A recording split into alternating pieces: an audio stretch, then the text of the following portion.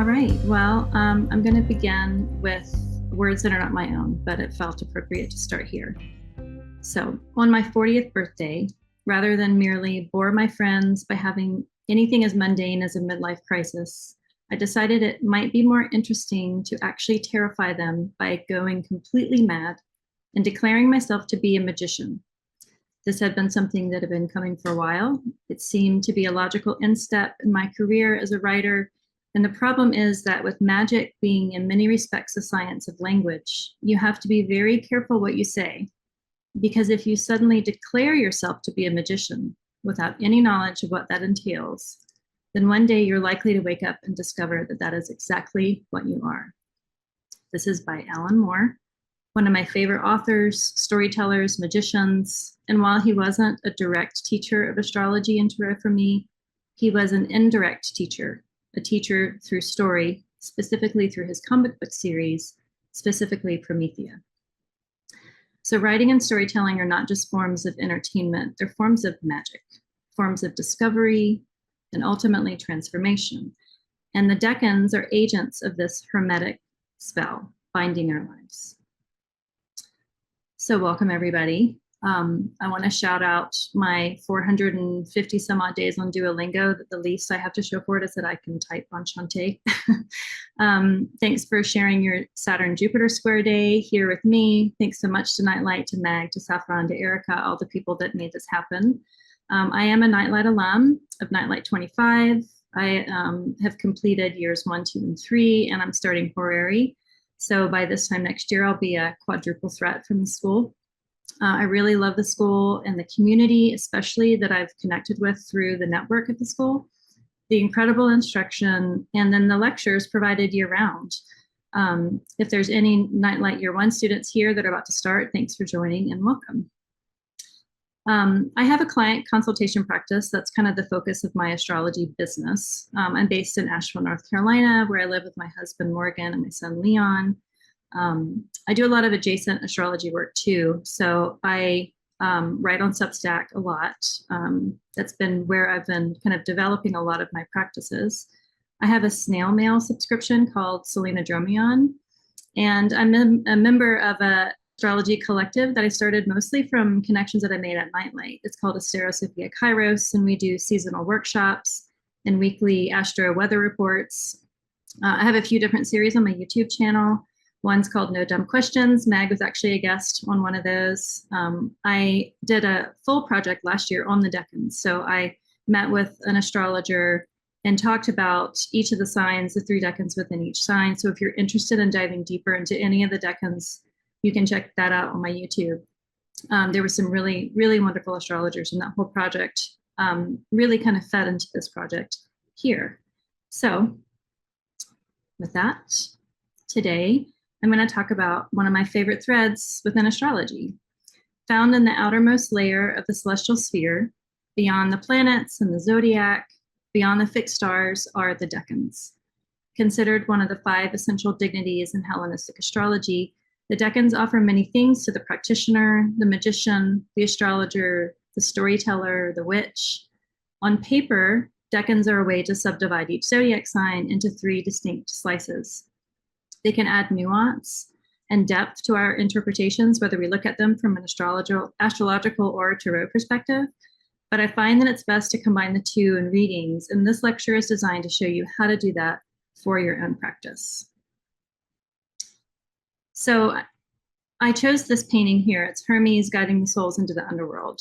I chose this painting for Hermes for a few reasons. One, I just love it, and I encourage you to see the entire painting. It's pretty arresting. The other reasons will be revealed later on in the lecture. So who this lecture is for, I'm going to speak about both tarot and astrology. And so having some foundation in either of these practices will help you. But if they're both new to you, you're welcome and invited to learn, and hopefully you'll get something out of it. I'll try to keep it somewhat basic to allow anyone access. But if you're a veteran, pretend that you're just a child hearing these stories for the first time. This is a storytelling talk, so we'll focus more on the stories and less on the mechanics. But first, some mechanics. The term Decan, or Decan, The term decan comes from the Greek dekanos, meaning tenths, or deca of 10. So you can imagine the sky as a 360-degree circle. When we divide that circle into 12 equal sections, we get the 12 sections or 12 signs of the zodiac. And then if we take each of those signs and divide them further into 3 equal parts, we arrive at the decanos. The decans each span 10 degrees. 10 degrees per decan, 3 decans a sign is 30 degrees a sign, times 12 signs, a 360-degree circle of the sky. Nice and tidy, but don't let that fool you because they are not as straightforward as they may seem. The story of the decans as we have record for it. It goes back to ancient Egypt, roughly 4,000 years ago, during the 9th and 10th dynasties of the first intermediate period of Egypt, which is considered a dark period in Egyptian history because we don't have a lot of record of it. It was a time fraught with instability, shifting of political power, lots of conflict, and as a result, a lot of destruction of religious temples where the loss of religious art and ritual was disrupted due to the political chaos. The fact that we have the knowledge of the decans of this period is remarkable, but personally, even at this early onset of our knowledge of them, I suspect that the stories that come through the decans are as important to the decan survival themselves in an astrological practical sense, but more on that later. From what we know about the decans from this historical time, they were a series of 36 stars or small constellations that rose consecutively. These are not the same stars that form the zodiac constellations we think of. Instead, they form a band of stars parallel but south of the ecliptic where the constellations are. This system was fundamental to Egyptian timekeeping, but not limited to just that. One function was a celestial clock during the night. Some of the earliest visual records we have of the decans are found carved onto lids by priests, indicating their significant role in funerary rituals and their practice of spiritual understanding of the cosmos. The use of carving decans on coffins wasn't just timekeeping busy work. It suggests that it was part of a religious ceremony, passing the soul that was being buried onto the next world by invoking or honoring the associate god or spirit of the decan, possibly marking the moment of the ritual, a timestamp with an image of crossing the threshold onto the next world, with the decan as sort of the ferryman. As hour markers, the star or constellation that made up each decan was seen as a lesser god, similar to a daimon, if you're familiar with those. Daimons aren't by nature benevolent. At best, they're neutral or ambivalent, but a good daimon may act on behalf of the harm caused by a bad daimon. The decans as daimons may act as purveyors on behalf of the gods that they represent. Think angels and demons, depending on the motivation of the gods that each of these lesser divine beings act. It's even suggested that each daimon had a crew of other spirits working along with it on its behalf. The observation of these stars permeated many aspects of ancient Egyptian life. It wasn't just for the priests, a point that I feel is important to remember now as an invitation to participate with the decans on a mundane, personal, and ritualistic way. It was deeply integrated into religious and magical practices and played a role in healing. Through the concept of zodiacal malethesia, or 36 subsections of the human body related to the 36 decans.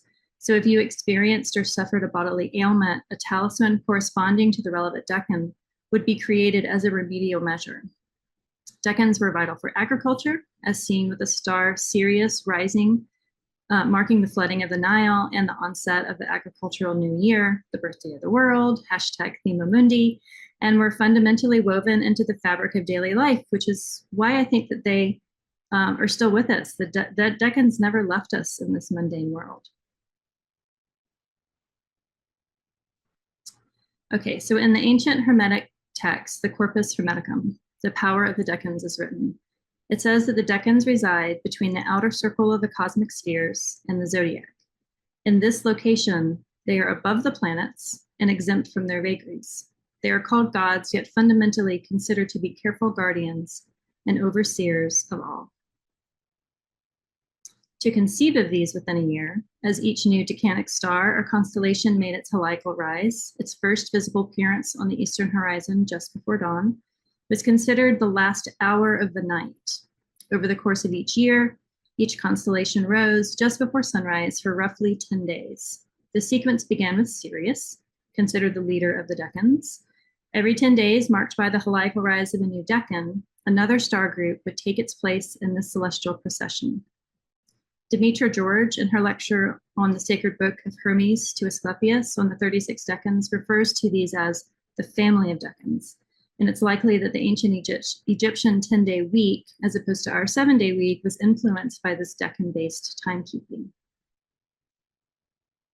Later, during periods of cultural exchange, foreign influence, particularly the Hellenistic period, which saw a synthesis of Egyptian and Babylonian astrological traditions, the practice of decanic deity work evolved. The focus shifted from observing the 36 specific Decan constellations to dividing each of the 12 zodiac signs into the 3 10-degree sections. In fact, I wasn't sure to call this slide divide or divine, because it's kind of both. What wasn't lost in this merging of astrological practices was the Decans' inherent spiritual meaning and their association with divine forces. Throughout each evolutionary period from Egypt to the Hellenistic world, there found use in later Indian and Arabic astrological texts. The Decans were generally believed to be governed by a god, goddess, or some form of higher spiritual power, a specific deity engaging with our world through the conduit of that Decan. Illustrating their enduring importance, the 16th century astrologer and scholar John Dee meticulously noted the names of deities associated with the Decans in the margins of his copy of Firmicus Maternus's Astronomicon. His research, drawing from texts like Hephaestion of Thebes, shows a continued effort to understand these divine connections. To be fair, John Dee was sort of obsessed with communing with angels, and the daimons in the Decans are an easy connection to want to make. The names given to each of the Decans, the names of the deities that found place in each of the Decans, there isn't just one complete list. There are, in fact, a few of them. And this fact brings me to thinking that decanic deities are not a solid thing.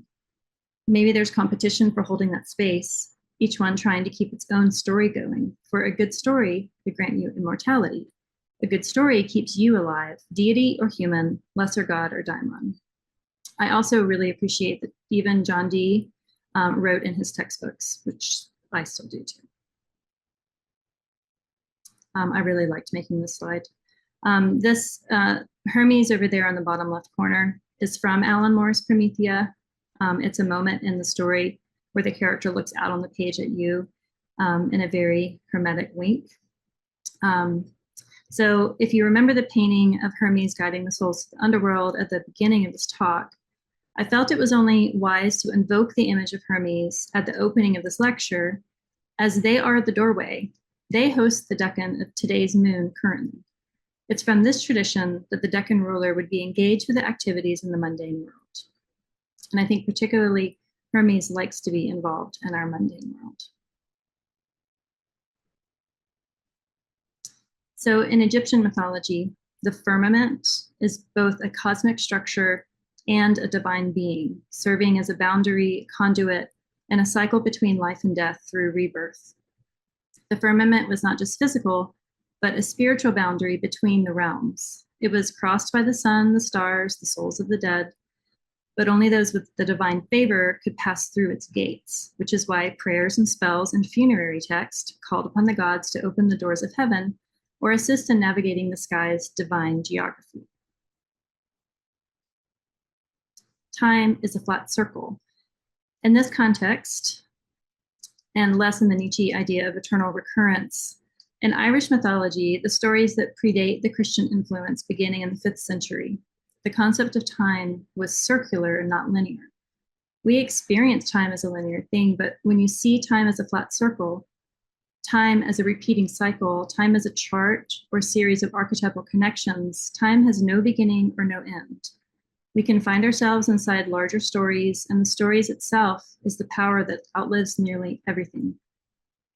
Also, this history was only begun to be written down in the 5th century, so when a story was told prior to that, it was just sort of picked up. All stories were relayed through voice. There was never a beginning or never an end. It also kind of plays into the trope of an Irish goodbye that you could just leave whenever, or does Irish hello just show up whenever? Like there's never a hard time. I also, right before I was finishing this up, I listened to the Blind Boy podcast about quantum physics and Irish mythology. And if you don't mind foul language, it is hilarious. And it really helped solidify this theory that was kind of circulating. So, but he's very Irish and very foul. Okay, so this quote here came from the book Fluke that my husband was listening to, and I kept going back to this phrase: the king died and then the queen died as a story. The king died and then the queen died of grief as a plot. But then Dorothy L. Sayers wrote, everyone thought the queen had died of grief until they discovered the puncture marks in her throat. Just really amplifying that facts are facts, but stories are memorable. The ebb and flow of a story, the contraction that forces us through expansion, the difficult cards in a spread, or the malefics in astrology, they propel us forward. Their constriction or friction advances us along the wheel. May you live in interesting times, so to speak. The harder stories that we live, that we experience, or ones that come up in clients in a reading, or for yourself, they do propel us forward. The difficult stories are there as much as the good ones. Finding yourself in the story is the meaningful piece. And so these pictures here, I didn't take them, I got them off of the website, but it's of a house that I visited last week. It's a Frank Lloyd Wright house. It's in Florence, Alabama.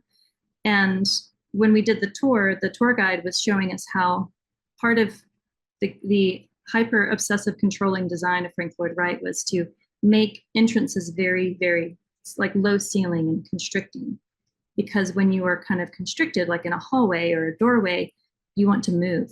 It's like a stream, having all of this channeled energy go through, you want to move. And I feel like that's what the harder stories, the harder cards, the harder pieces in astrology, they do propel us forward.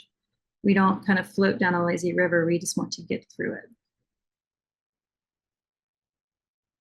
Okay, so this slide here has this little guy as my reminder to drink water. So everyone else can, you're not on camera except for Mag, so you can drink water, but cheers.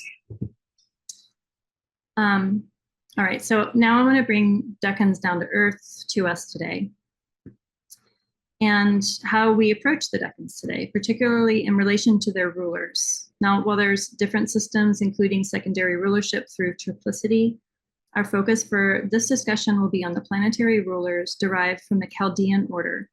This order aligns and is most likely influenced the associate tarot cards that we'll talk about. The Chaldean order is the order of perceived speed. Basically, Saturn's the slowest, the moon is the fastest. And what brings the story or the rulers to life, what makes their actions visible, personal, visceral, etc., is the lens of tarot. But I wanted to explain a little bit of the Chaldean order because it is what we use in the Rider-Waite-Smith tradition, the Golden Dawn tradition. These are clearly exactly to scale, the size of Jupiter compared to the moon. But I wanted to show just a blank astrology chart with the decans highlighted. And you can see the highlighted piece is the first decan of Aries to the last decan of Pisces. We begin and end with Mars. But if we start with Mars, the next decan ruler is the Sun, followed by Venus, followed by Mercury, etc., all the way around. Now, the first decan of Aries is the onset of our zodiacal new year, but like the time as a flat circle theory, time does not begin or end. This is just where we choose on the circle the endlessness of time due to the sun's ascent at the 0-degree Aries point as a celebration of the sun's climb out of darkness. So yeah, I hope this is helpful to those who are new how decans are displayed. There's theories of why we would start with Mars at Aries 1. I think that we need that Mars decan rulership to spring us out of the old year and into the new. Now here, astrology offers a vast universe of knowledge. More than one person can master in a lifetime. It's one of the beautiful challenges of being captivated by the symbolic language. The essential dignities, domicile, exaltation, triplicity, bound, and decan, they form a core framework, and one could spend a lifetime studying just these, which astrologer Kira Ryberg just put out a wonderful lecture on exaltation that you should check out if you're curious about it. But today our focus is on the decans as storytellers. And while the historical details of the decans are fascinating, it's the stories that resonate most deeply and then stick with us. A story is remembered, a graph of data is not. This is why I believe the Decans, especially when illuminated by the imagery and narratives of tarot, similar to the image that was carved on the coffin lids, they're a key to a more profound and memorable understanding of both divination practices. The way that I conceive it is that astrology provides the structural framework, like the skeleton and essential organs, while tarot can offer the heartbeat, bringing warmth, rhythm, and immediate life to the interpretation. And I have in a note calling Dr. Frankenstein. I didn't make a name for that one. Okay, but astrology and tarot are just two practices. And in writing this lecture, the image of braiding kept coming to mind. But what was that third thread? Because with just two, you get a DNA spiral or a rope braid. And what came to mind was that you, the diviner, looking at these two practices, are that third thread. You are that secret third thing. What you do with these two in teasing out the stories that want to be told through the rulership of the Decans, through the astrology, and through the images, you hold it all together. To be the hollow reed, to allow the divinity to come through, you, the diviner, are as essential as the tools that you hold. I wanted to bring this image up again because I do feel like it is helpful. If we look here, down here is us on Earth, and then we have the moon. This is Chaldean order. So the moon is closest to us. Then we have Mercury. Then we have Venus. Then we have the sun right there in the middle of our solar system. Mars, Jupiter, Saturn. Then we have the fixed stars right here. And then we have this little barrier, but it's not solid. And then we have these angels or divine beings on the other end of it. This right here, I feel like, is the portal of the Decans, if you will. Now, Decans help us understand our own personal narrative because of their own journey through the zodiac mirrors our human experience. Each Decan can reveal a developmental arc within a sign's broader archetypal story. They're not meant to be viewed in isolation, though. Indeed, everything in astrology forms a complex network of patterns that we get to get obsessed over. But astrology and tarot look at the patterning, the repetition, the mirrors. This helps us understand ourselves in a broader context. We see ourselves in the bigger stories that are repeated through us. And patterns are comforting, especially in times of crisis, to see what is happening to you or someone that you love. If there's a larger meaning, it can sometimes be comforting, even if it's not in the immediacy. Knowing that our experience belongs to a wider experience can be nurturing. So when I was in my early 20s in Oregon, a friend of mine, a photographer, lost all of her possessions in a house fire. All of her cameras, her portfolio, her film, all of her physical possessions were destroyed in one afternoon. And a mutual friend, in an attempt to comfort her, said, "Now you join the band of people who have lost everything to a house fire." And I was sort of appalled at her response. It just felt callous. But years later, I think that maybe she was right. Maybe her timing could have been better. I don't know how it was immediately received, but maybe it was comforting for my friend to know that she could find solidarity, that others had experienced that type of loss, that she wasn't alone in her grief. It didn't make her particular situation any less than, it only added to it. This is what finding our stories and the larger archetypal stories can do. Even the hard ones can be seen in divination. Similarly, understanding the Decans helps us see the recurring themes and unique melodies within our larger astrological composition. I see them as representing a core essence, the thread that holds the rest of the story together, reflecting a deeper purpose. Decans are soul. So here's a quick exercise I'd like you to participate in. And the more people participate, the more impressive it is. I won't be able to see it, but if you type in the chat, and type in the chat, but don't send it yet. I'll tell you when to send it. We have on the screen here a tower card. Now, if you're familiar with the tower card, you might be familiar with the phrase a tower moment or a tower card moment. So if you've had a tower moment, type in the chat. Just don't send it yet. I'll tell you when to send it. Type in a few words of your tower moment. Or if you've had a harsh Mars transit, for this card is the Mars card. Just write a sentence or two. Just don't send it yet. I'll give you the go ahead. This works the more that people participate. So even if it's yes, you've had a tower moment, write that down. Now, tower moments are either when you've pulled the tower card in a reading, or for your card of the day, or if you've just had a day when things just collapsed, they just unraveled, they fell apart. Maybe they fell apart from the weight of themselves just growing unsustainably large. This can be an argument, blowing up when you just needed that release, or a Mars transit when some injury happened, when Mars was configured to your chart, something sudden, harmful, hurtful, or just something just unraveled. All right, so if you have that, type in the chat, and then everybody hit send. And as you see that, it's a cascade of words that many people have had tower moments. Just little snippets of stories. I can't read them, but I see that they're coming in. The snippets of stories that many people have shared in the space. There's just like 100 people here, and we're getting stories that everybody has experienced a tower moment in some form. And it's a reminder that we experience these stories in our own lives, but we can find those stories in others too. Now, in the series of tarot with the major arcana, which I'll explain what that word means if you don't on the next slide, the star card follows the tower card. Now, the star card is Aquarius. It follows Mars. If you've had a tower moment, was there a star card silver lining? Or if there wasn't yet, can you imagine what that silver lining could be? Can you find yourself also in that story? We get to experience the star because we also know what it's like to experience the tower. Again, everything in context.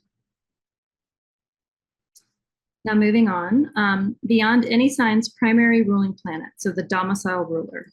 The domicile ruler is when a planet finds themselves in their home. So like for Sagittarius, Jupiter is the domicile ruler. For Capricorn, Saturn is the domicile ruler. There's also the exaltation ruler, of which 7 of the 12 signs have. But then each sign has 3 decans that is governed by a planet, giving that planet some dignity or agency to enact its own will within a sign. And this creates a synergy. It's a dynamic blend of energies, subtly altering how the sign's core qualities are expressed. It adds layers to interpretation and can introduce a fascinating tension of motivations. Consider, for example, the transition of the 3rd decan of Sagittarius. You see here, Sagittarius 3, it's the 10 of Wands. The domicile ruler is Jupiter, but the decan is ruled by Saturn. And then the next card in series, if we go just by date, so the very, basically like the middle of December to Christmas week, that's the transition from Sagittarius 3 to then Capricorn 1. Capricorn's ruled by Saturn, by domicile, but this decan is ruled by Jupiter. So we have a flip from Jupiter domicile, decan ruler, to for Jupiter domicile ruler to Saturn decan ruler, to then a Saturn domicile ruler to a Jupiter decan ruler. It's this really wonderfully tense dynamic energy of the winter solstice in the Northern Hemisphere. This is a powerful interplay of energies around the winter solstice. It's one of my favorite transitions. I wrote about it for the Astrologers Co-op last year that you can find on my Substack. Okay, and now before I go any further, if you have a tarot deck handy, here's your sign to go get it. If you don't have one, I'll be showing images on the screen, but having the cards in your hand can enhance your experience. And I'll give you a moment for that. I can also address any questions in the Q&A. So I'll pause here for like a minute. If you want to go grab your tarot deck, you can go do that. Otherwise, sit tight. Meg, are there any questions? Yes. So, Teresa is asking, how do we decide which tarot card rules which decans? I'm not entirely clear how this was established. Is that something you're gonna get into at some point? Yep. Okay. Cool. Yeah. So we'll just sit tight for that one, Teresa. Thank you. Yeah, I won't get into the major arcana, and I guess I can go ahead and explain what arcana, major and minor arcana. So arcana just means secret. So the major arcana, like the cards that most people might be tarot or know about tarot, like the Empress or the Fool, or the ones that have like a name, those are the major arcana. And those have astrological correspondences that, coming from a Rider-Waite-Smith tradition, I tend to use those. There are other traditions, and this is a Hermetic practice. So again, nothing is solid, but there's a tarot, there's a major arcana card for each element, for each planet, and for each zodiac sign. What I'm going to be going into are the minor arcana. So those are the 36 numbered cards. And I'll explain more.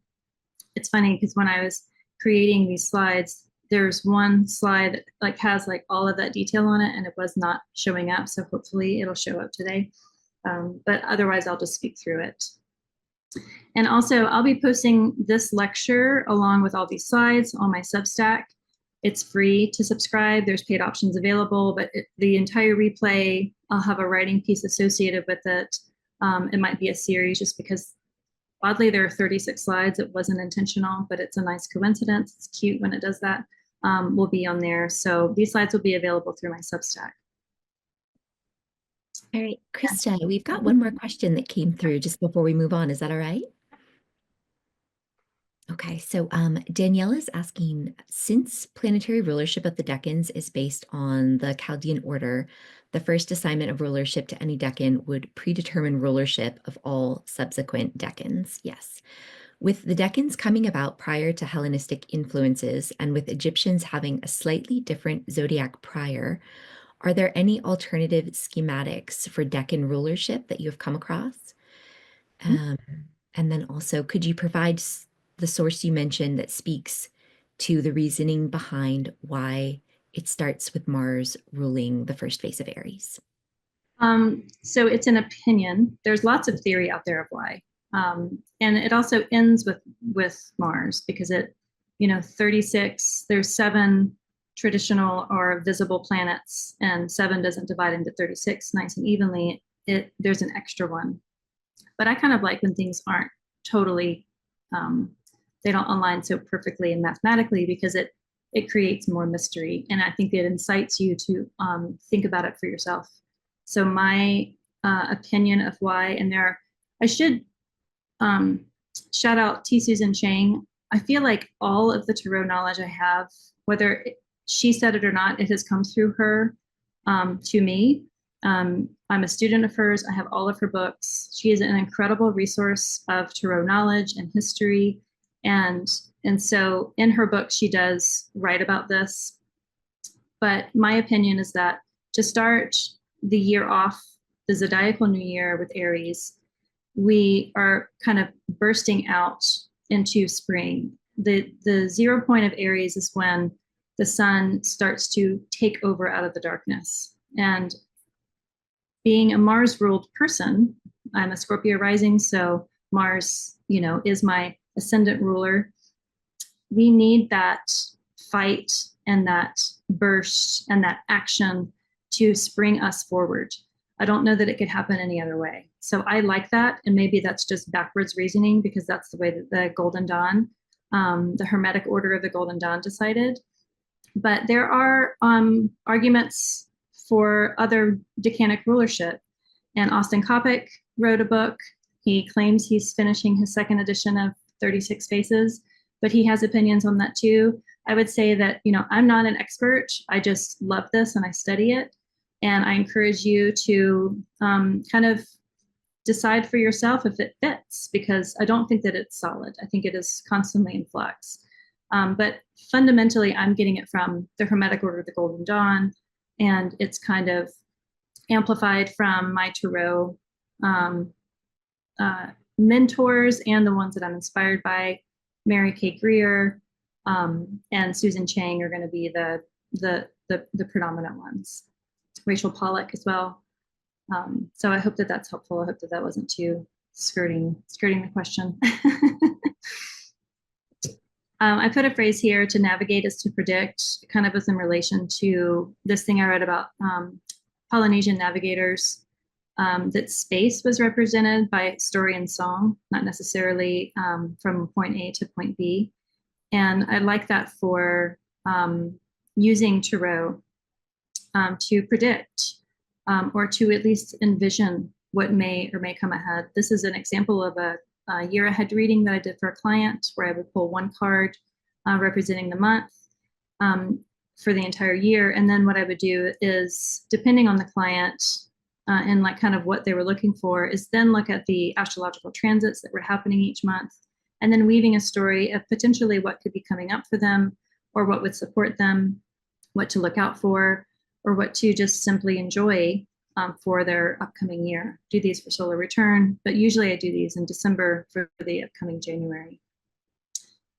All right, so if you have your tarot cards in hand, you can go ahead and shuffle them.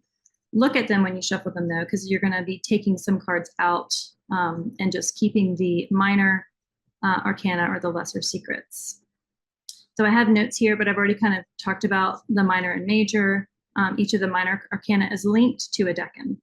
So the key correspondences between the minor arcana are the numbers 2 through 10 of each suit.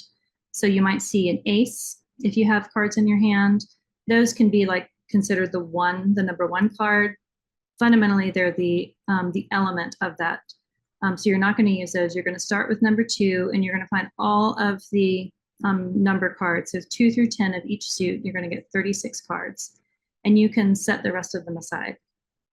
This is where tarot truly enriches the storytelling potential of the decans. Tarot cards are at heart images steeped in magic and myth, and the symbolism within each card can offer profound insights into the story of a particular decan. I use the Rider-Waite-Smith deck with its iconic paintings by Pamela Coleman Smith. I love Pixie.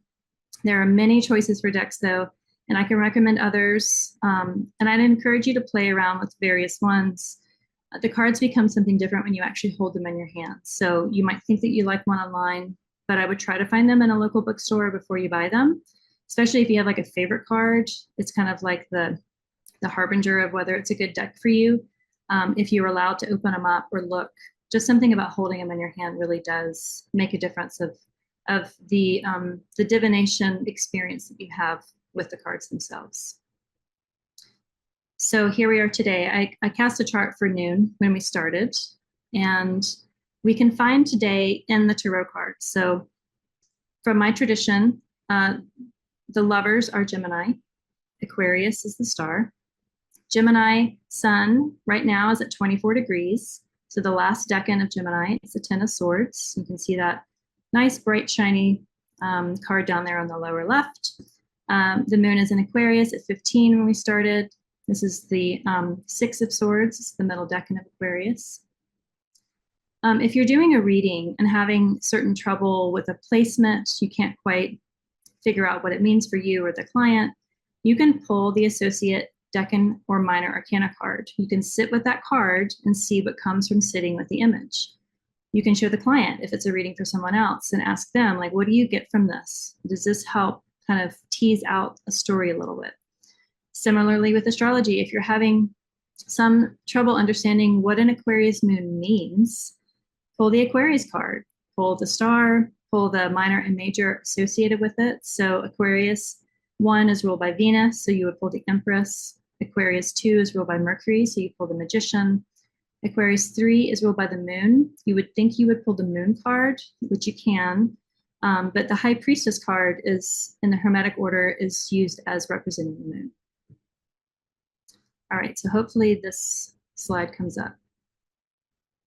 Maybe get it a second. See, it did it again. Is it just a black screen for you? Yeah, it's all black. All right, so I'm going to see if I can do this. Make this smaller. For some reason, this slide is being very tricky. Is it just this slide in particular that you're having trouble with? Yeah, this one slide, it's like the trickster slide. All right, so I opened up a second window just in case, and I'm glad I did, so. Yeah, great. Yeah, we can see it. It looks like it's fit to the window now too. Okay, so let's talk some tarot basics. Again, I'm coming from the Hermetic Order of the Golden Dawn tradition. I use the Rider-Waite-Smith, and so this is where I'm using these elements. I'm not an authority on it, though. I have teachers I defer to, but this is interactive. This is Hermetic. There is exchange at hand, and no one has the ultimate authority that X equals Y. And if honestly, if someone speaks in that sort of black and white language in reference to astrology or tarot or other divination, I inherently distrust them because of their motivation to seem to be right. But anyway, the element says suits because we use elements both in tarot and astrology. Fire is wand. Coins or pentacles or discs are earth. I say coins. Swords are air. Cups are water. They're crucial in both systems, and the minor arcana align with them. So all of the fire signs, Aries, Leo, and Sagittarius, are the wands cards in tarot. All the air cards are the swords cards. A trick with the swords, if you take the letter S off the word swords, you get words, and that reminds me of the air signs. It's the communication, it's the writing, it's the mental realm. That's Gemini, Libra, Aquarius. The cups cards are water signs, so Cancer, Scorpio, Pisces. And then we get to the modalities. So the modalities are the sequenced numbers. The first numbers, 2, 3, and 4, are the cardinal signs. So we're not looking at the elements, but we're looking at their modes. So the cardinal signs are Aries, Cancer, Libra, Capricorn. So if you see a 2, 3, and 4 of any suit, you know it's a cardinal sign. If you see the middle numbers, 5, 6, and 7, they're the fixed or stable-bodied signs. If you see the 8, 9, and 10, the end of the suit, those are the mutable or double-bodied signs. So the fixed are Leo, Taurus, Aquarius, and Scorpio, and the mutable or double-bodied are Gemini, Sagittarius, Virgo, and Pisces. All right, so I'm going to shut this.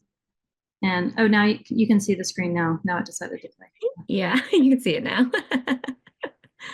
That's cute. Okay, so if you've pulled all of the 36 minor cards out, so if you have 2 to 10 of 4 suits, you just put them in a pile. You can put the major arcana on one side or just any side. You're not going to be using those for these.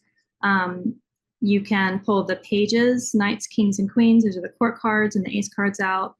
The court cards you can view as elemental influences, but they don't, and sometimes they'll speak about an actual person in a story.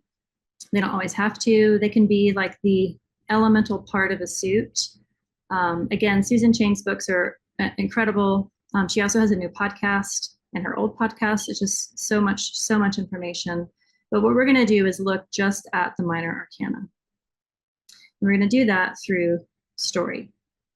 So I'm going to go through a couple of stories, and to give you examples of how we can see the elemental archetypes in our own lives through these cultural stories. First is The Wizard of Oz. Now, The Wizard of Oz, just as a story, reminds me of the Fool's Journey in tarot. And I'm sure if I sat with all of the cards, I could find somewhere in the movie every single card, all 78 cards in the tarot deck. Just Dorothy as a fool with a small dog at her feet. If you imagine the Fool card, which I don't have up, but it just seems like Dorothy's journey along the yellow brick road, road of enlightenment, just feels like it's the Fool. But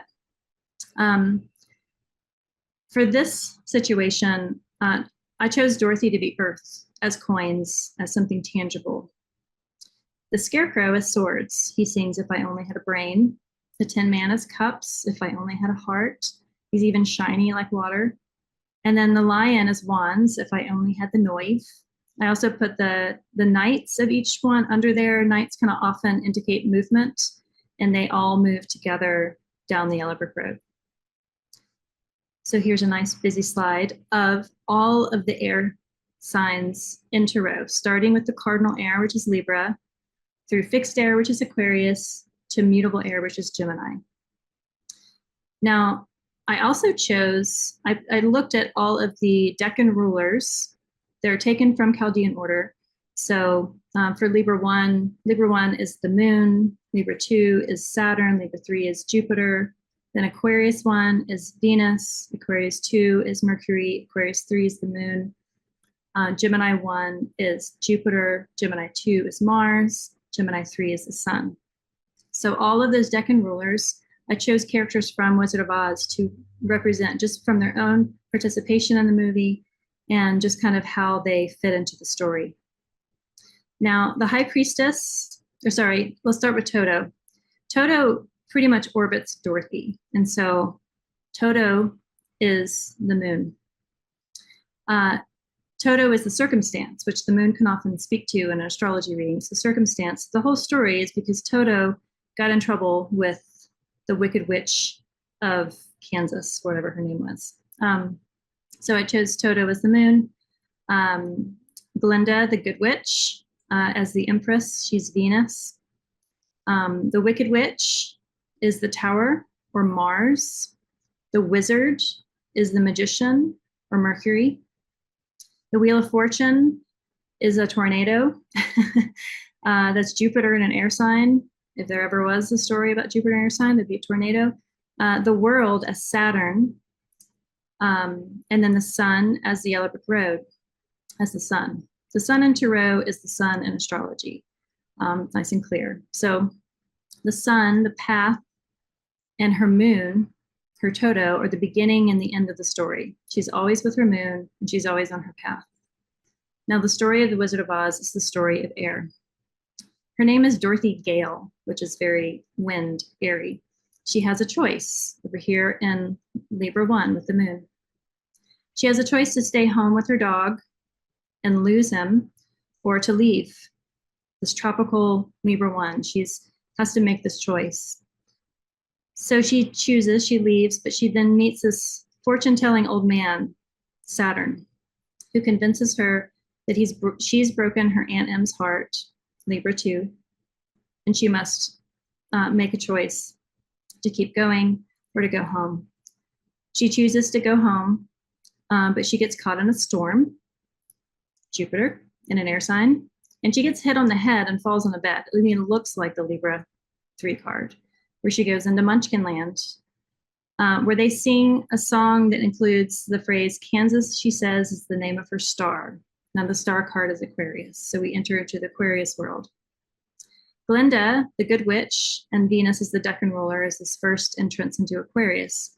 She's confronted by the Wicked Witch, or Mars, for killing her sister, and she realizes she's made an enemy. So she's now in a fight, this image of the Five of Swords. And she begins to walk her path, meeting people along her journey, Scarecrow, the Tin Man, the Lion, a solar journey along the Yellow Brick Road. But they don't reach the sun. They don't reach the end of the Yellow Brick Road until the end of the Gemini story. So we're right here in the middle of this air story.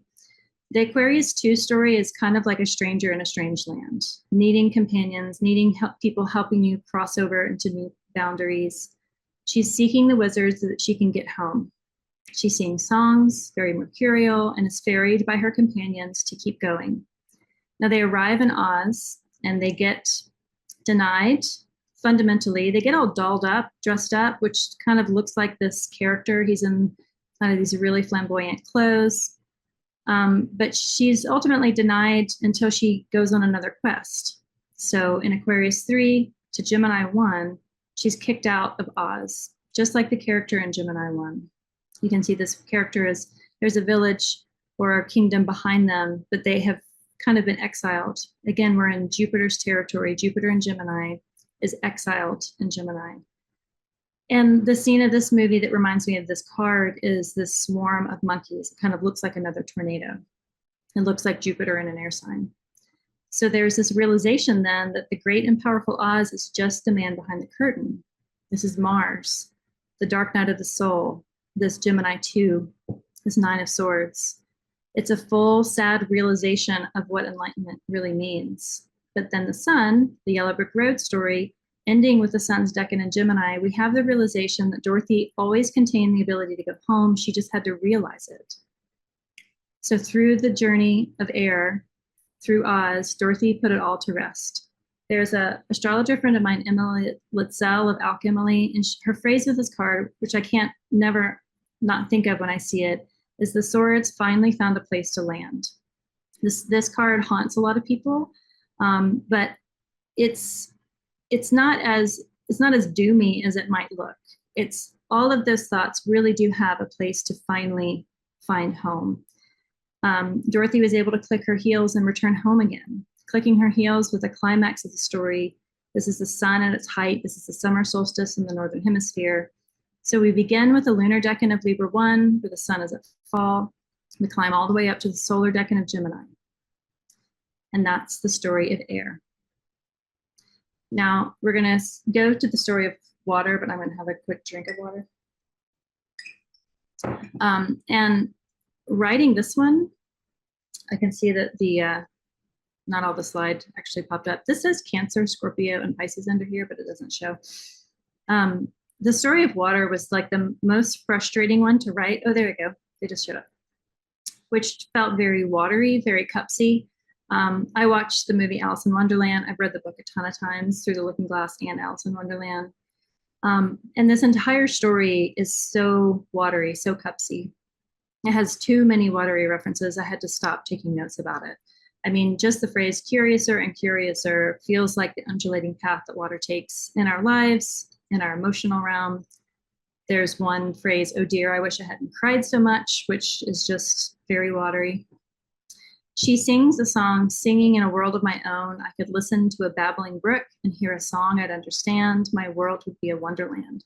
So she's playing in the garden with her cat and the Two of Cups. We even have the little cat lion head figure up here.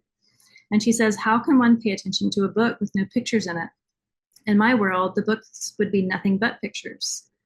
Cue the white rabbit as Mercury's trouble in water. Now, Mercury is in fall and exile in Pisces, but we have Mercury in Cancer too, this Three of Cups. This is where Mercury currently is today. And in the movie, she chases the white rabbit, she chases Mercury into a tree trunk, and she says, what a curious place to have a party. She squeezes into the tree and she falls, and there's that famous now it's a meme of her just waving by as she descends into the darkness. So she gets into trouble, Cancer 3, of either being too big or too small. Drink me, eat me, all of these things while she's at the bottom of that tree. She's talking to a doorknob, which one of his phrases is, he says, nothing is impossible, only impassable, just like the way water finds a way around. Even in this card, there's a cloud holding out a cup to kind of a petulant looking child.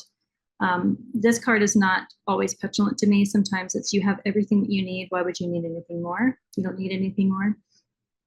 But for the drink me, eat me, it kind of fits. So she finally gets through. She's still chasing the white rabbit. She gets to the white rabbit's house. She eats something and she gets way too big. She's chasing him. She's found him, but now she's stuck in his house. Her arms and legs are kind of, protruding out of his windows. And the decision between him and another character is that they should just burn the house down. This total loss, this Mars and Scorpio 1 right here. So she escapes, having found the rabbit, but then not really it being what she thought. She escapes after almost being burned by him. And she goes into the scene of all of these talking flowers, the Six of Cups. The flowers sing the song called Golden Afternoon, which reminds me of this card so deeply. There's so many flowers in this card. And it even has kind of like a golden hour image about it. But she's fundamentally kicked out of that on a wave, and she meets the caterpillar in the Seven of Cups, who says, I cannot explain myself because I do not know myself. The caterpillar even quotes things about a crocodile and a golden scale and fishes and smiling jaws and mushrooms. It's the very dreamy, maybe delusional Seven of Cups here. And after all that's happened, she eats a mushroom that says, one side will make her grow taller, the other will make her grow smaller, and she says, I don't care. So from there, she descends down, she finds the Mad Tea Party, which this is Saturn ruling the first decan of Pisces. They are celebrating unbirthdays. So they have the song, A Very Merry Unbirthday to You. The sun is opposite Saturn, and I liked Saturn ruling this as being opposite of what your birthday is, which is when the sun returns to the day you were born. There's a lot of reflection of the story of the Eight of Cups. She's walking in a swamp, and the Eight of Cups, after leaving the tea party itself is very cupsy. She says nothing is familiar. She's finding her way on a path that's being swept away. She's losing her way, which is kind of what this Eight of Cups can speak to. And she says, now I should never get out. When one's lost, I suppose it's good advice to stay where you are until someone finds you, but who would think to look for me here? That's the trouble with me. I give myself very good advice, but I very seldom follow it. That explains the trouble I'm always in. That quote right there reminded me so much of this Eight of Cups card. But she gets out of it. She hears a song sung by the Queen's playing cards. They're singing Painting the Roses Red. She starts to find her way out. She plays a game of croquet. She's playful. There's lots of royalty. This is Jupiter. Jupiter rules Pisces by domicile and rules this decan, so rules this card. But then it turns, and the Queen of Cups realizes that the roses were being painted red instead of being grown red, and she gets upset and just starts yelling off with her head at every turn. So this again is this Mars in a very heated emotional state. But then Alice finally gets to this realization point. I'm not afraid of you. You're nothing but a pack of cards, as the cards kind of descend around her. She cuts through the confusion, finds empowerment, which I think Mars in a water sign can or has the access to do, and she wakes up from the dream. So this Cups water world, it's instinctual, it's emotional knowing. It's also full of riddles. And one of the favorite quotes when she meets a caterpillar is she says, I'm not a serpent, I'm just a little girl. Okay, I have two more stories, and then I will wrap up. So this is the story of fire. This is Arya and Game of Thrones. And just a spoiler, if you haven't watched Game of Thrones, I'm about to give you the entire story through Arya. You can just pause for 10 minutes and then come back or so, because I'm going to give all the tea away. So I'm also using the hero's journey with Arya's story arc through the wand suit. It fit really well and actually helped kind of helped thread Arya's story with the wands even more. So Game of Thrones is a book series and an HBO series, and Arya is tomboyish, she's headstrong, she's independent, she fights with passion and with mission, and this is the story of her fire. So in the hero's journey, there's the beginning, which is you start in the ordinary world. So in the ordinary world, she's living as a scrappy little sister where girls are not supposed to fight, but she does. She is kind of this ace of wands in the beginning.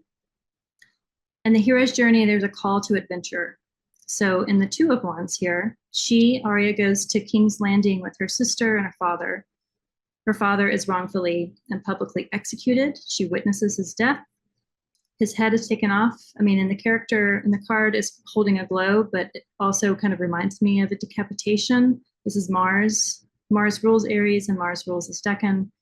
This action takes her out of the ordinary world, and she commits right then to avenging her father's death. And she begins her life on the run. She's disguised as a boy, another change from her ordinary world.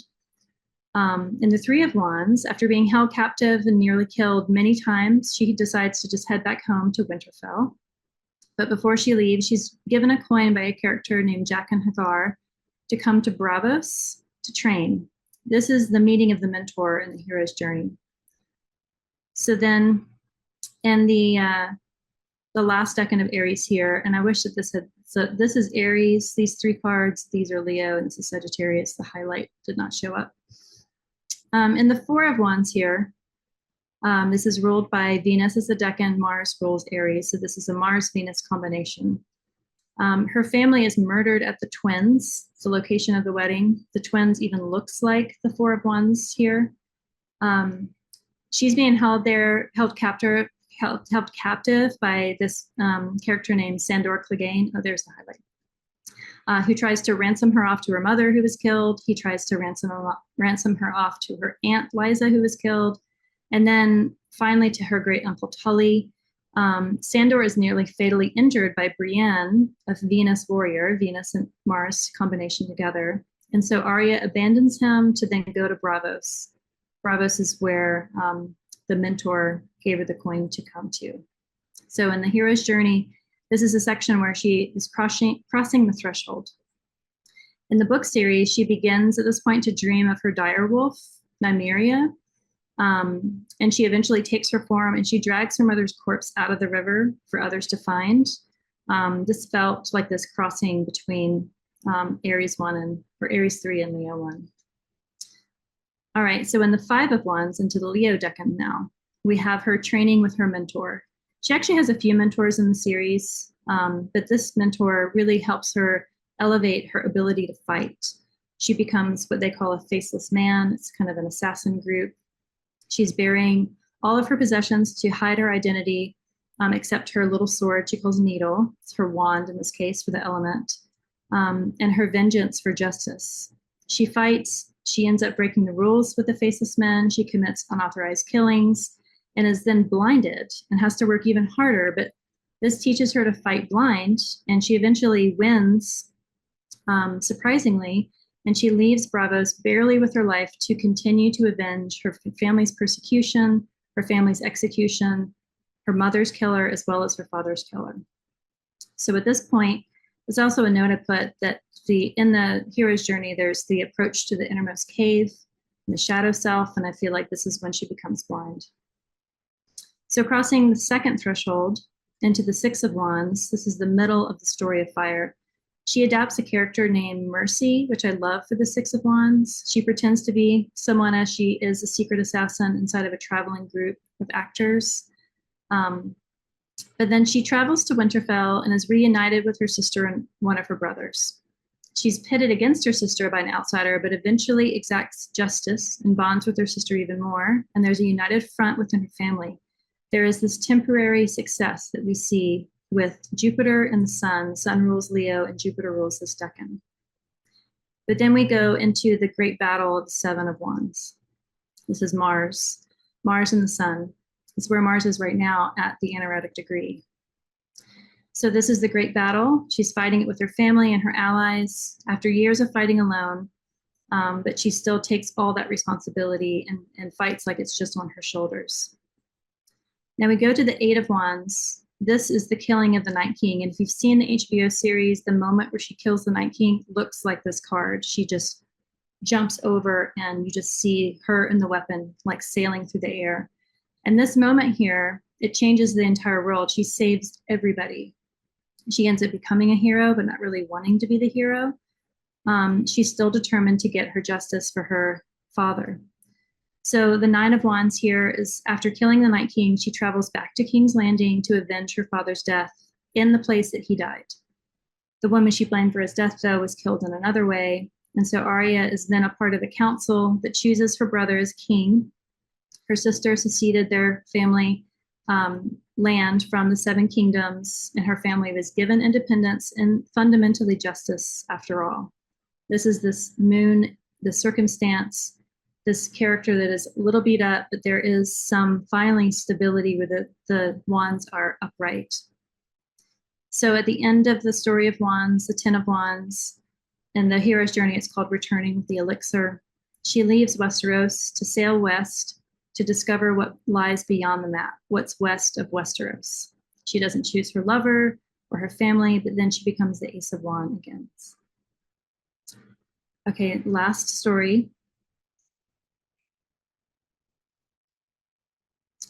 Last story, I've got a couple more, just 2 or 3 more slides after this, and then we can go into some questions. So this is the story of coins, and this is me and my life of coins, my life in divination.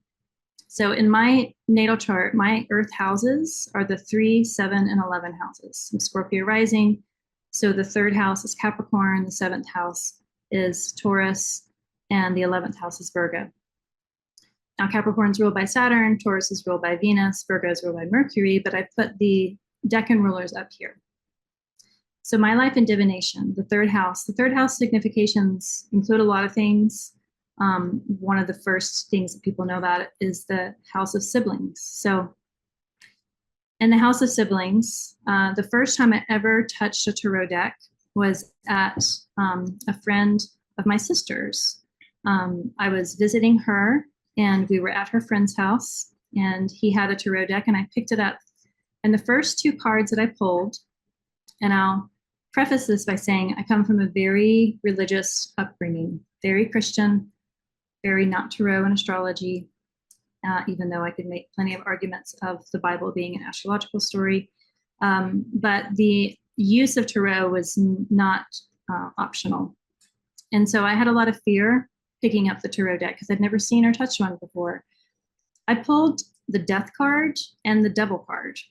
And in tarot, Capricorn is the devil and Death is Scorpio. Now, I didn't even know I was Scorpio rising at that point. The Capricorn piece, the devil piece, the temptation of wanting to learn about it. I didn't know what all of that meant. I just slammed the cards down because it freaked me out.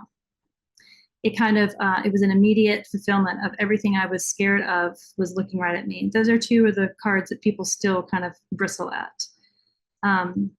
So in Capricorn 2, this Mars card, I find this is me buying my first astrology books in my local stores, my neighborhood thrift stores, finding some really old books. Linda Goodman's Sun Sign book was my first astrology book, and she even puts quotes of Alice in Wonderland in her stories. And then Capricorn 3, this is meeting my first astrologer teacher, Kelly Lee Phipps, and getting my first Saturn return reading. Now, Saturn rules Capricorn, and it was for a solar return when I was 27. So this is my Capricorn story.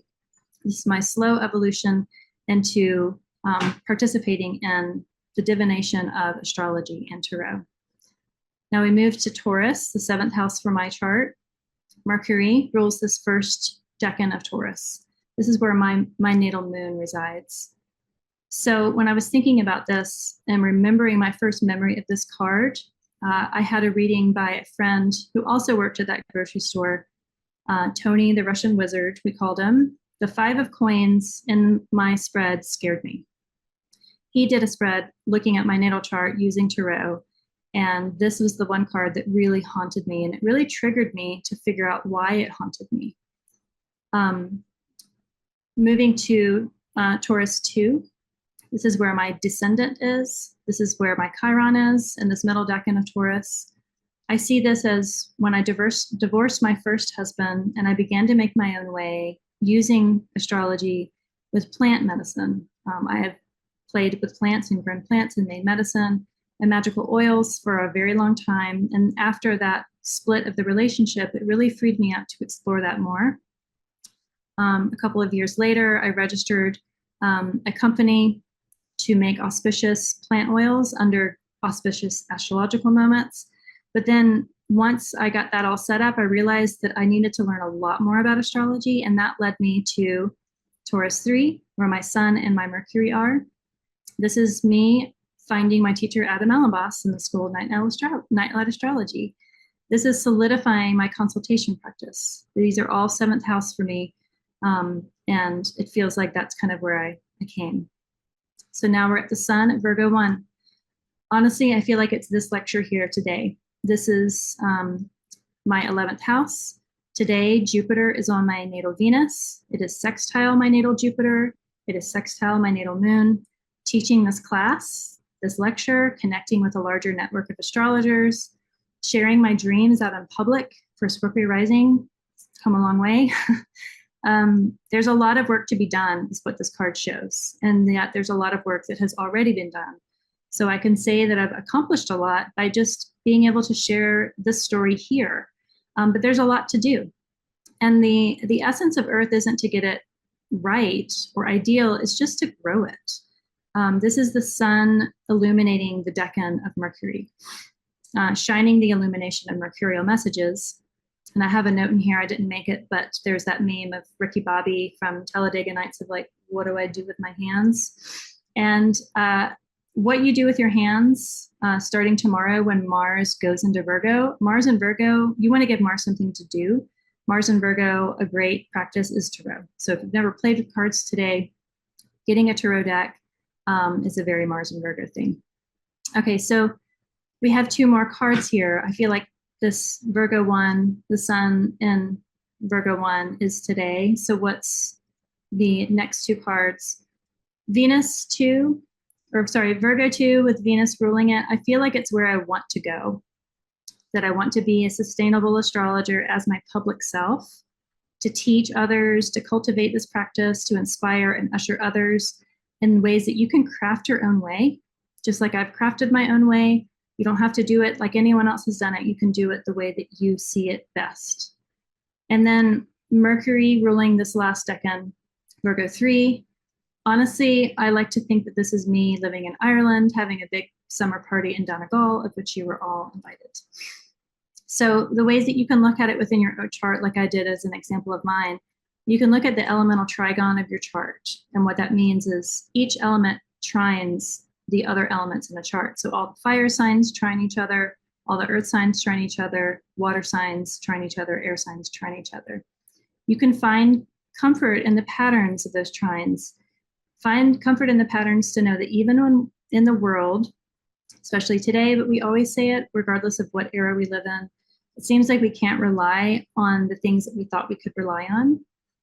We can rely on patterns and stories. And the process of growing is to break free from what we have built. And this is continuing the fool's journey. So now we meet back up at the celestial map. You can see these little angels here in the corners and the curved edges. The Decans, as this talk was about, they're accessible ways to connect with the heavens in our mundane life. In an astrological chart or through tarot, in my meditations and creation of this lecture, it helped find form and create the visual of the thresholds themselves, the thresholds of the firmament that the deities take turns in guarding and naming after their own selves. They want to tell their stories or their visions or perspectives of the stories through us. And I see the Decans as invitations to engage to what is beyond the celestial sphere, to what is west of Westeros. So this is where I leave you. This is your invitation to walk up to the doors of any Decan and knock. If you write, then write to the Decans. If you draw, then draw. If you find inspiration to create something out of food or anything, like that is your key. You can live out the Decans as stories and share those stories with others. You can share your Decan walks, share what comes to you in readings, share the stories that nag you, that weave into you. Be the braid that is intrinsic to the celestial flow and tell the stories in your tarot cards. Share the stories in the natal chart. Find the beauty through the Decans as they find form in you and tell the rest of us as you go. Stay curious. Don't try to be an expert. Be a good friend to the cards and the stars, and you'll get back what you put in. Now, here are some prompts that you can write down to reflect on how to use tarot and astrology together. I'll just run through them really quickly in a meditative practice, and then we can wrap up and do some Q&A if we have time. So one, what element feels most alive in the story for you? Is it the water, earth, air, fire? You can look at your natal chart and see what elements are predominant or missing. You can look at the elemental trigons in your chart. Is your path more about building or discovery, transformation, or connection? You can find the elements there. You can find the synchronicities. You can pull a card of the day in the morning and see where you find a card that day. I did a podcast with Joe, now I can't think of his name. I'll put it in the notes because he talked about he would elect a walk. He would decide to go on a walk. He would cast a chart and he would then see what he saw on his walk in that chart. I think you can do that with a chart or a tarot deck. You can pull the decan of your favorite planet. I would suggest the moon because the moon changes. You can find a story of that decan and your circumstances by following the moon's journey. And you can do a decan walk in 1 month if you followed the moon. It would be pretty intense to do, but you could do it. And also decan walks don't have to start at the beginning of Aries. A lot of people are inspired. They have that Mars energy of just wanting to like jump in and do it. But you can start a decan walk any day of the year. You can use the sun as the decan. You can use any planet as the decan. But if you want to start a decan walk, you can just write down, it's an engagement. It's like a relationship building. Other prompts are, what stories do you keep telling yourself that don't feel true anymore? Where can you shift that myth? Can you sit with the cards in the areas of your chart that you have trouble with and try to see different stories that maybe want to be told there? Are there cards that startle you? Like I had the death and the devil. Are there cards that haunt you? Or are there areas of your chart that really bug you or bother you? Look at the cards that are associated with it and see if you can find other stories that maybe want to be told. It's almost like little mirrors and lasers that kind of just reflect the same light that's always there. It elucidates what's always been there, but it's maybe harder to see. So these tools can help you visualize the places that you've had fogginess or blind spots. The use of these tools will help you see. And so I'm going to end with another Alan Moore quote because I love this one, and I had trouble just choosing two because I really do like listening to him speak. He writes, "In my work as an author, I traffic in fiction. I do not traffic in lies, although I admit that the distinction is a nice one and perhaps not easy for the layman to make. With fiction, with art, with writing, it's important that even if you're dealing with areas of complete and outrageous fantasy, that there is an emotional resonance. It's important that a story ring true upon a human level, even if it never happened." And with that, here is my contact, and that's what I got. Awesome, Krista. This was so wonderful. Wow, thank you. We've got some questions that have come up in the Q&A, and then we've just got a lot of love that's pouring through the chat. People really love this talk. It's absolutely fantastic. Thank you. Absolutely amazing, wonderful talk. So make sure, Krista, that you look through the chat after this, because I think it'll be nice to read some of these comments. For a second, I thought that you were just giving me all the love, that you weren't actually reading the chat. I was like, oh, Meg. Well, it was mirrored, that what folks were saying in the chat was mirroring what was in my heart. So okay, so Omar in the Q&A is asking, have you noticed any lifelong themes in a person's chart in connection to their planetary and their relation to the decans? Maybe a typo in here. Are you able to see the Q&A, Krista? Yeah, let me see. Maybe take a look and see if this can untangle that one. So have you noticed any lifelong themes in a person's chart in connection to their planetary placements and their relation to the decans? Is it like depending on like where their Mercury is it in a Mercury decan? I guess, Omar, you can clarify that, because I mean, that's the thing about astrology, is that you start to become that It's Always Sunny in Philadelphia meme where Charlie has all of the red thread connecting everything together. You start to see connections all the time. A lot of times, I don't hold on to that information of people's charts. After I do a reading, for the most part, it doesn't stick with me unless I write it down. And I kind of like that I'm not holding on the knowledge, the memory of other people's situation. If I pull their chart up, it might trigger a memory that, like, oh yeah, I forgot that you had this configuration, or I thought that you had this. That's just the way that I read. Is more of like being a conduit for what's coming through. So I probably have had that experience, but if you want to clarify it a little bit more, hopefully. Yeah. Omar just sent a message to the hosts and panelists through the chat saying, yes, that's what I meant. So I think you addressed the question as Omar meant it. Yeah, awesome. Thanks, Omar. Okay, and then Mary Wolf is saying, in your coin story, how did you decide to order the houses according to secondary motion, Cap, Taurus, Virgo, as opposed to primary motion, Cap, Virgo, Taurus? Is that standard for a decan reading, or did you feel that it better fit with your own experience? Well, I mean, like I was saying, how, time is circular and not linear.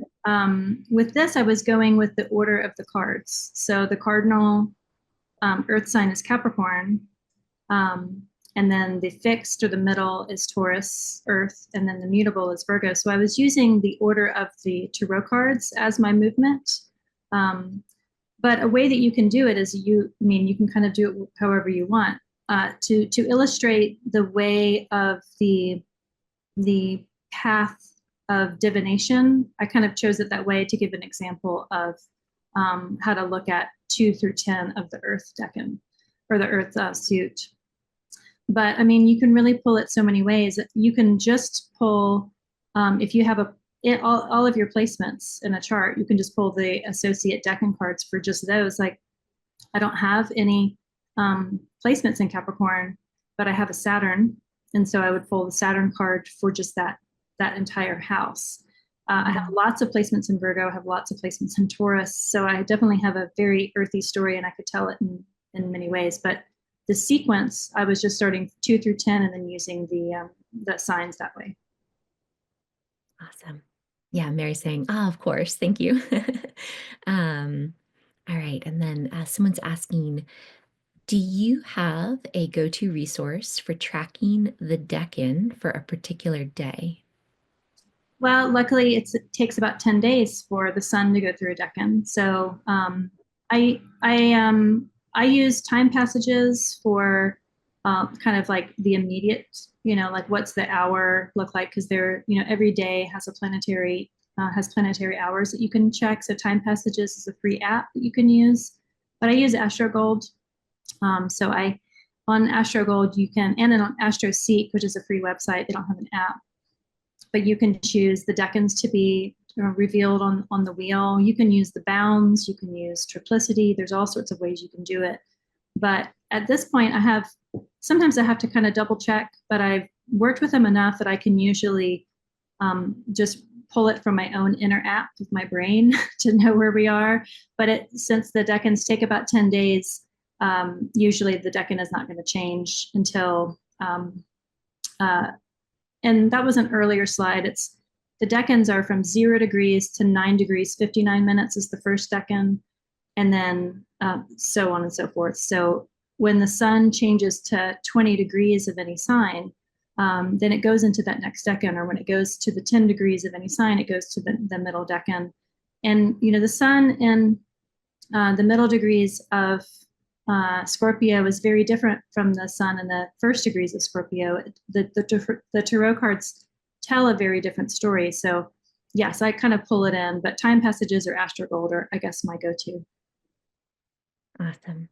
And then I guess you may have mentioned this earlier, but I guess just for good measure, what is your go-to source for the correspondences, the Decan tarot correspondences? Susan Chang wrote a book called Tarot Correspondence. So, Okay, cool. yeah, All yeah.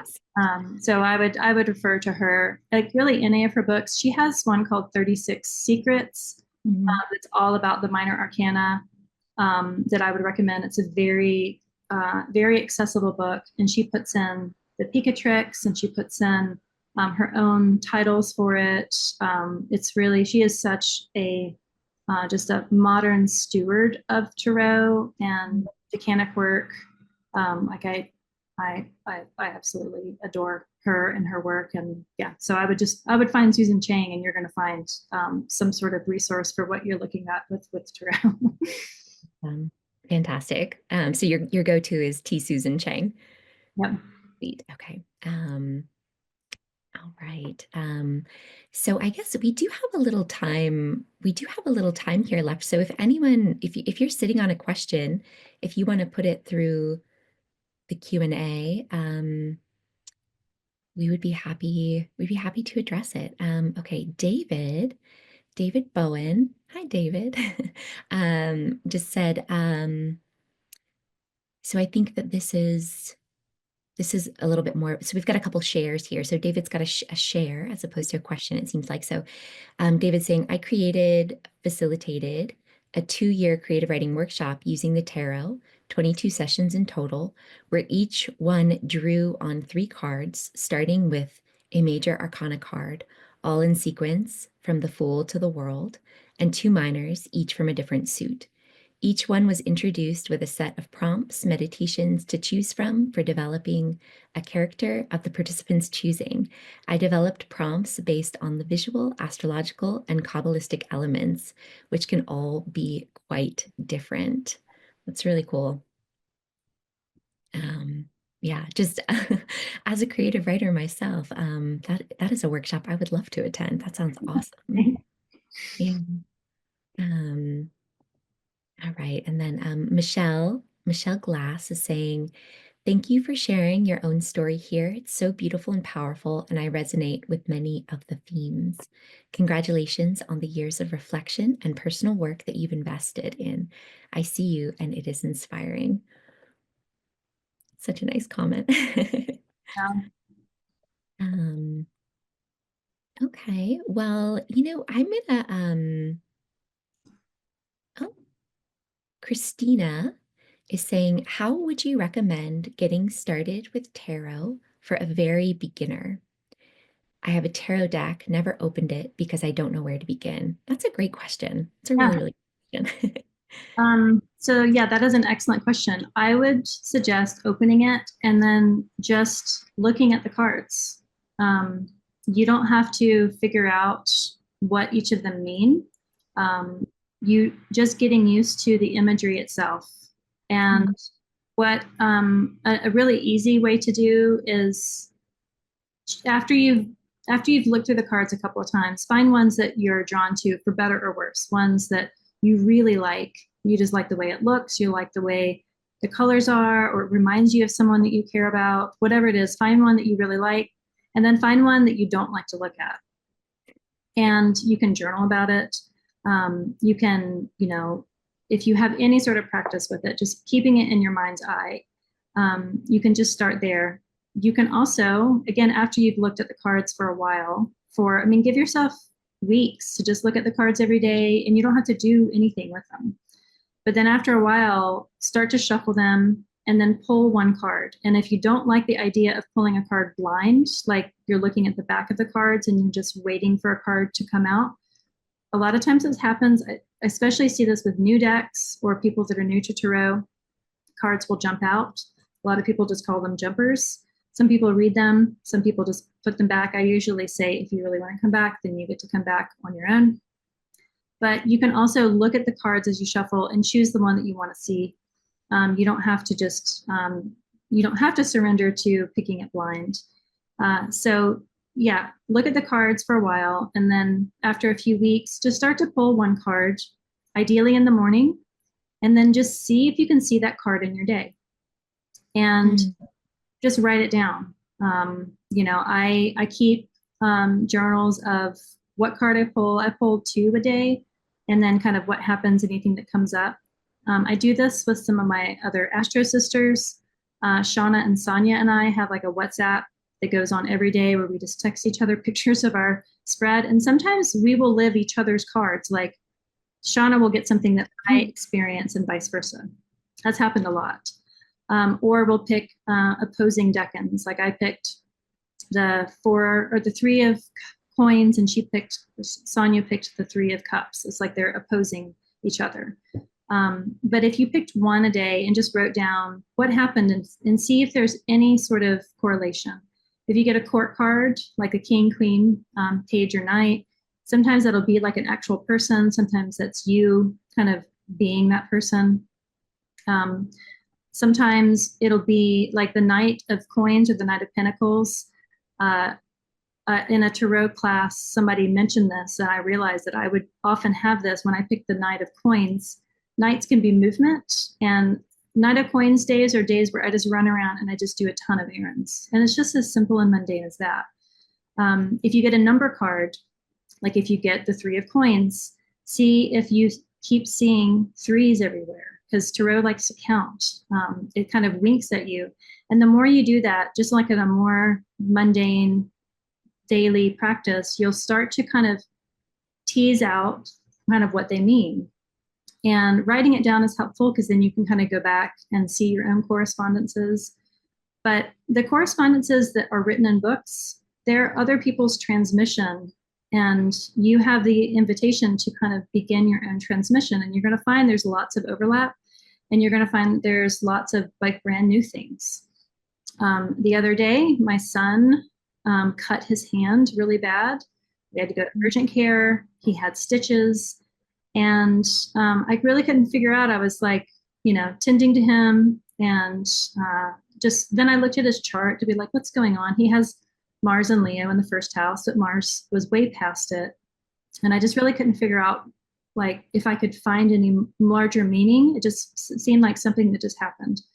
And so I asked him, I was like, would you pull a card and just see, like, what can we glean from this experience? And he picked the Four of Coins. So it's Capricorn 3. And I thought that's odd. I wouldn't have associated Capricorn 3 with this experience. But then I looked at his own chart, and his lot of fortune is in Capricorn 3. And the moon, when he got the cut, was direct on his lot of fortune. And then I realized that his lot of fortune squares his own Mars ruled moon in Aries. And just having that experience made me, it helped a card come up that I wouldn't have associated with cuts, but it wasn't the card. The card was just reflecting back. Fortune, a lot of fortune is just sometimes circumstances happen. And it also helped me realize something about his chart, that his lot of fortune squares his moon. So there can be these little things like that. They don't have to be that dramatic. Sometimes they can be pretty simple. It also helps when you do a daily draw to dispel some of the scarier cards. So the Tower card being one that a lot of people are fearful of. And the Five of Coins is another one that people are fearful of, myself included. But you can, Susan Chang has these like remedial measures where she suggests that you kind of play around with it. And she did this for the Tower once. And I read that she did this. And so when I pulled the Tower, I also did it. So the thing is, she pulled a Tower, I pulled the Tower, and then I reenacted the Tower in my own way. I crawled headfirst down a flight of stairs. My flight of stairs is in front of my house. So I was crawling headfirst down my flight of stairs while my neighbors were driving by, just probably crushing the fantasy that they have that their neighbor was normal. But I when you're done, you go, the requirements have been fulfilled. So no need to give me a Tower moment. I have already like displayed that card in action, and all is well now. So you don't have to do that. I'm just saying, like, as an example, if you get the Tower, sometimes it can just be something that really does need to come up. Like if you have something on your mind that you really just need to get off your chest. But if a card scares you, you can kind of come up with creative ways to fulfill the requirements, and then just say out loud the requirements have been fulfilled, and then go on with your day. But I would just recommend that you write it all down for your own self as your journey. And then from there are so many books. Again, Susan Chang is a great gateway for all these other resources, but I would encourage you just to engage personally without any sort of intent that you have to figure it out. It's more about just being familiar with the images, and then start to see those images and those cards in your daily life. That's beautiful, Krista. That story about your son cutting his hand and pulling the card that's associated with his lot of fortune, the decan that his lot of fortune is. I mean, that's pretty magical. Yeah, Actually, and I forgot he's in an 11th house or a 12th house. He's 11 years old. He's in a 12th house perfection year, and Cancer rules his 12th house. So the position of the moon, the movement of the moon, aspects to his moon are louder. And yeah, it was a good reminder of how powerful and magical that can be. And it came through him.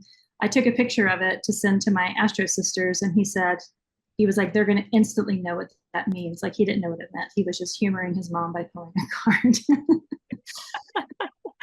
wow, that's amazing. We live in a magical universe. It's like little stories like that just remind me of that. It's always nice to be reminded. So SD's saying, thank you for sharing so much story and allegory in your presentation. I believe that myths and archetypes guide us. Your approach also seems a bit Jungian to me. Have you considered overlaying your study of the Decans with a study of archetypes? We get some of that in the hero's journey, to be sure. Yeah, so my sister has a degree, master's in counseling from Pacifica, and she's heavily Jungian influenced. And then through Adam, I found James Hillman, who's also kind of in that same arena. And there's a book, I guess I don't have it near me. It's The Dream in the Underworld that I was reading. Oh yeah. That there was so many connections to pull into this lecture that I just didn't want to fire hose information at people. But yes, it's, I haven't studied Jung myself, but I feel like just through archetypal study And then reading James Hillman, it definitely seeps in there. Hmm. Yeah, awesome. Um, Here, and I'll share that book in the chat that you just mentioned, the James Hillman book. I'm putting the link here in the chat, and this is Amazon, but obviously you don't have to use Amazon if you would rather not. It's just easy to grab it that way. I like thrift books. If you ever use thrift books. Yeah, I love thrift books too. It's where most of my astrology books come from, actually. Um, I know I okay. mistakenly signed up for their text. They're like, "You have so many books in your cart." It's like, I know. Stop texting me that. David is saying, I just want to say I loved the way you mapped those classic fantasy stories onto the suits. Um, and I did as well. Um, all right. Well, that brings us to the end of our questions that we've got in the Q&A box. We're going to do a little wrapping up here where I'm going to share my screen, bring you back over to the Nightlight Astrology website, show you where you can find the recording of this talk after the fact, and then we'll go to Krista's website so that you can uh, get a visual for that as well. But if any questions are coming up while I'm doing that, feel free to send them through the Q&A, and we can address them as they come. So, all right, sharing my screen.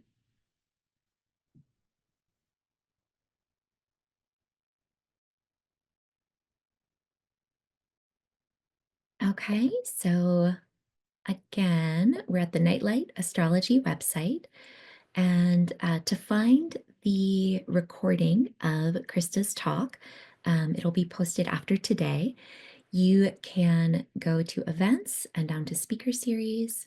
And then you'll see with our previous talks here, Brett's talk and Marjorie's talk, you've got to watch the replay button right here. Krista's currently says register now, but once we've uploaded the recording to the website, this button will also turn into a watch the replay button. So once the recording is uploaded, you'll have 7 days to view the recording. And at that point, the rights of the talk revert back to Krista. So make sure if you want to check out the recording that you do so within 7 days. And just to repeat what I said at the beginning, in case anyone could use the reminder, you'll have another day or so to watch Brett and Marjorie's talk. So if you have a little time later today and you haven't watched those yet, I highly recommend. I highly recommend it. Okay, so from here, we're going to go over to Krista's website. So Krista, this is kind of your central hub here, the Practical Astrology website. So folks could book a reading with you. Is that you're currently doing readings? Okay, awesome. So this over here, you can book a consultation with Krista. It looks like you have a few different options here. That's awesome. So that's where you can book with Krista is through the Practical Astrology website. You can also sign up for your newsletter here. And then down at the bottom, you've got your socials. So you can connect via, I guess, Facebook, Instagram, X, or YouTube. And I did want to go over to your YouTube page here quickly. So you can also find Krista on YouTube at Practical Astros. And there's just a lot of really great content on here. So if you liked Krista's talk, which I'm sure you did, um, check out our YouTube channel. What is the social media, Krista, that you are most active on? Would you say all of them? I'm more active on Blue Sky. Okay. yeah, Blue Sky, Instagram, and Substack. I mean, I'm technically on Twitter still, and I'm technically on Facebook, but usually they're just reposts of things that I create on Blue Sky or Substack or Instagram. Okay. So yeah, Blue Sky for connection, Instagram for the visual audio medium. I do monthly forecasts with Mandy Ray of Ecstatic Astrology. I do all these different. I have a temperance hour where I talk to people kind of outside of the astrology community, but that are adjacent to. I have a series called No Dumb Questions where we kind of just answer real basic things. Yeah. And then the astrology collective we do kind of like weekly horoscopes and things like that. So, and then on Instagram, it's like my meme Pinterest board. So you can find me on Instagram. I do post a lot on Instagram, but a lot of it is related to other work that I'm doing on YouTube or here or Substack. Awesome. And I think I've got your Instagram page pulled up here. Can you see it? I just want to make sure that toggling the Yes. windows is Yep. translating. Okay, great. And you and your practical astros everywhere. Yeah. That's what your hand is. Okay, sweet. Yeah. Okay. And then um, if folks are interested in learning more about your other offerings, would that be something that they could find through subscribing to your newsletter, or would you recommend that they email you? Yeah, I mean, honestly, like I'm pretty loud everywhere. So if you just subscribe to one of them, you're probably going to see it. Okay. I put it on my newsletter, on Substack, on Instagram. Instagram automatically feeds to Facebook. So if you're only on Facebook, I kind of meet people wherever they're at, and I'm not, Mm, um, I'm not always quiet. So if you subscribe to one, then just choose the one that you're the most active on. Or if you're on all of them like I am, I mean, I have a very heavy 11th house where my chart ruler is. So I kind of spread myself all over the place, but you don't have to do that. So Awesome. Thanks, Krista. And then you mentioned that, so the slides, so just to reiterate, the slides are going to be available on your Substack? yeah, so what I'm going to do is take the slides and kind of craft. I'll probably eventually put the recording of it too later on down the road with a full lecture. But I'll take the slides and then I'll be like kind of writing the written version of this lecture for my Substack, and it won't be behind the paywall. So if you're on Substack, you can find me there, and you'll have the first access to this. But you can always email me if you wanted a copy of the slide. Like I just made these on Canva. And so it's not precious to me. So folks can email you so they could send a message potentially through your website. They could get in touch with you this way, or Yeah. they could email you at practicalastros@gmail. Gmail. Okay, perfect. And then, yeah, and then so so to find your Substack, that would just be Substack Practical Astros as well. Mhm. All right. Well, I think anything else that you want to mention or promote, Krista, before we go? I guess so I live in Western North Carolina and I'm doing an in-person talk next week in Black Mountain.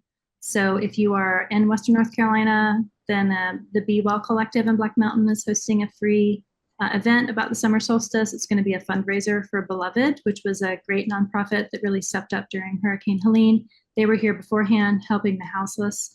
So it's going to be a good fundraiser and also just a good chance to kind of connect with other astrologers. So if you're there, you can come to that.